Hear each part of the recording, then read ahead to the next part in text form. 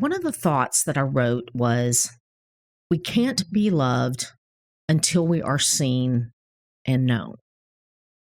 And I was thinking through why in our humanity that is something we so oftentimes resist. As much as our soul yearns to be seen and known, we tend to cover ourselves and hide so many times.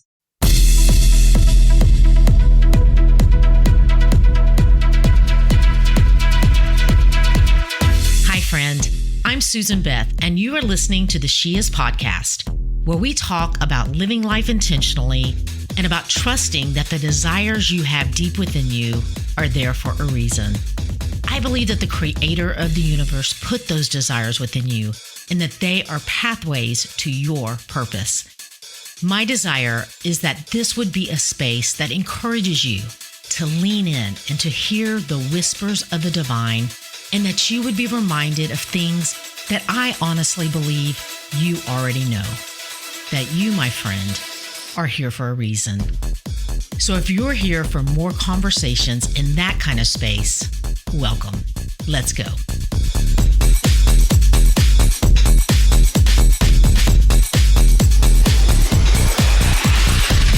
Hey, thanks for being here. It's been an exciting week. Finally getting to get started in the fall journal, and I've been eager to jump in. And so with this past weekend, us officially welcoming fall, the season of autumn, then I could officially get started in week one. So I've done that, and it's been nice. I was excited. We've talked about how sometimes it's kind of tricky, the tension in between moving into a new season. And I have felt myself the last few weeks ready to start this new season. So I hope that you've gotten started in your journal. And if you haven't gotten one, there'll be information in the show notes that it's not too late. You can jump in. Our Sunday episodes kind of follow along week by week, but you can jump in at any time during the season and we'll get something out of it. So I had an idea of something that I wanted to talk about for this episode, but then when I actually got around to sitting down to record, my mind went to some thoughts that I had written down over the weekend that when I thought about it, it's actually kind of a continuation from last Thursday's episode, where I was talking about one of the first scriptures that we read about in the Bible, about Adam and Eve in the garden, eating from the tree of knowledge of good and evil, and then the consequences of that.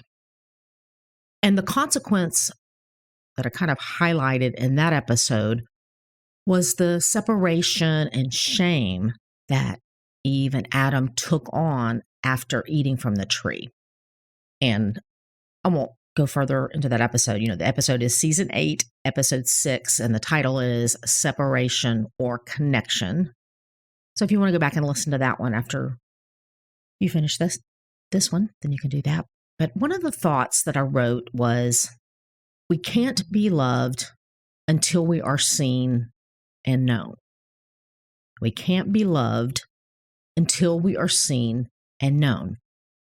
And I was thinking through why in our humanity that is something we so oftentimes resist. As much as our soul yearns to be seen and known, we tend to cover ourselves and hide so many times. And I think one of the reasons we can do that is similar to some of the thoughts that I shared in last week's episode, is we're afraid that who we are will be judged and not measure up. And when we are talking about being known and seen by other humans, there's a good chance that you will experience both of those things, the judgment and feeling like you don't measure up. And I'm not saying that to be negative or to discourage you from being known and seen. I'm just making sure that you know that there's nothing wrong with you if you're finding these kind of experiences in your life. And it can be disheartening when you're reaching out in a relationship or, however you are being seen, and you're met with judgment. And, why judgment is such an easy place for us to go with others, that's a whole other episode.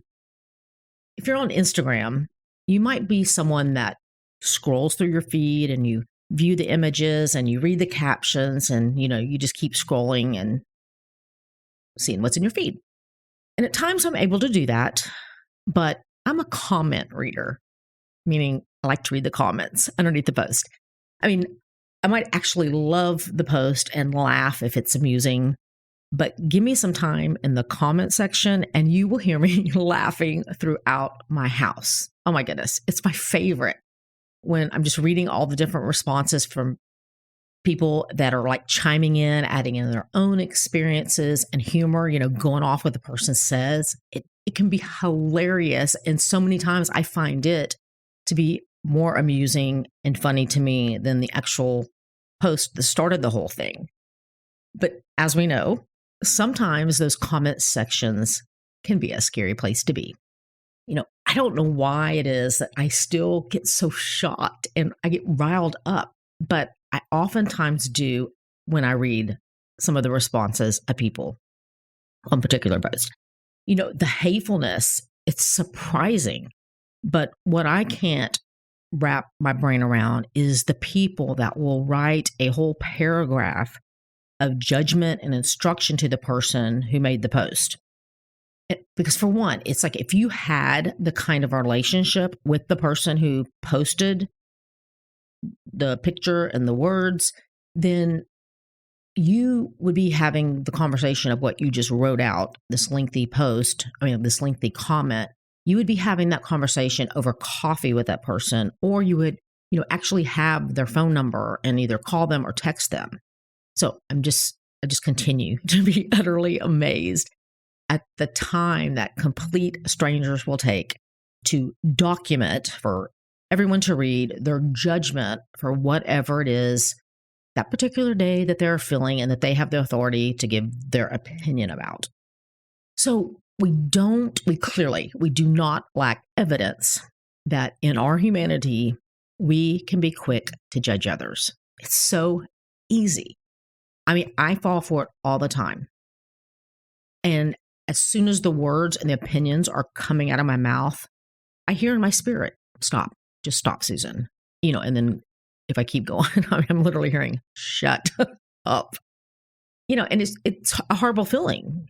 I don't know about you. I mean, it's a horrible feeling then if you verbalize that judgment of somebody else. It feels just yucky. And when I find myself having a lot of these moments of easy judgment, just overflowing out of my mouth, I realized it's time for me to take a look at why that is so easy to come out of my mouth. Because when it comes out that easily, it is an indication that it's an overflow out of my heart. A heart condition that needs to be tended to.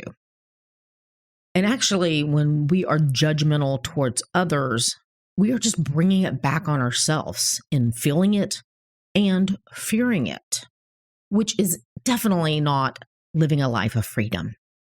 When we receive judgment or the disapproval of someone, our natural instinct can be to pull back and to protect. And rejection and judgment hurts, so that's a natural reaction. But it's too easy for us to want to stay there. I was having a conversation with someone this past week about the rhythm of getting still and connecting with God and what we experience happening in our lives when we are intentionally creating this space. And we were both talking about how it's about what happens in us. It's not all about what we're coming into that time with, in that moment, but it's about us getting still, us being seen, and in return, being known. And that need is at the core in all of us, needing to be loved, to be seen, and to be known. And it's in the sacred moments of stillness that this happens. The creator of all that is, he sees us, and that strengthens us. It strengthens us to be seen by those around us. And when we don't experience this perfect love, we can't really experience real love from anyone else. Because no matter how great the relationship with the partner or friend is, it can never fill the void and emptiness of identity and worthiness that only God can fill within us. Yet we will spend our lives trying to fill our souls with relationships and things only to find out over and over and over again that those things can never satisfy, no matter how good they are and how much goodness they can bring to our life. Ultimately, they cannot fill that core need that we have. You were created to be seen, beautiful friend. Just like the sky and the trees that you see all around you today as you've gone outside, and they're just showing up in all of their beauty, just being what they were designed and created to be. Being seen and known by Him out of relationship and time with Him, well, there's nothing like it. It's transformative, and it's perfect love in action. And it's the only way that we will have the foundation that we need, because it's standing and living out of the truth of who He is and the truth of who He has created us to be, that we can fully be seen and known by those around us. So that's my prayer today, that you will be seen and you will be known. I love you guys, and we'll talk soon. Hey, you. Thanks for listening. And if you would like to connect more, head over to SusanBeth.com and sign up, and you will be one of the first to find out about anything new. Plus, there's a special free download available just to say thanks. If something in this episode did speak to you, would you do me a favor and share it with a friend that you think it might resonate with as well? And until next time, keep showing up in the world just as God purposed you to do, because you being you is exactly what we all need.